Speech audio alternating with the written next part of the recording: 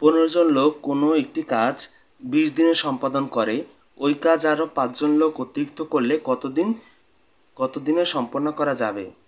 তো প্রশ্ন বলেছে কত দিনে, দিন বের করতে বলেছে।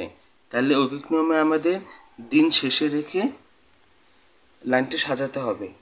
তাহলে আমরা লিখব 15 জন লোক একটি কাজ করতে পারে 20 দিনে, একজন লোক সেই কাজটি করতে পারবে অনেক দিন লাগবে একজনে করতে হলে, তাহলে গুণ হবে দ্বিতীয় লাইনে।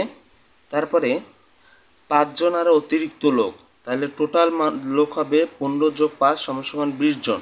তাহলে 20 জন লোক সেই কাজটি করতে সময় লাগবে, 20 জন মিলে করবে, 20 জন করলে কম সময় লাগবে, তাই এখানে ভাগ হবে। তো উপরে 15 গুণ 20 বসে যাবে, তারপর কাটাকাটি করব, 20-এ 20-এ কাটা যায়, উপরে থাকে 15 দিন।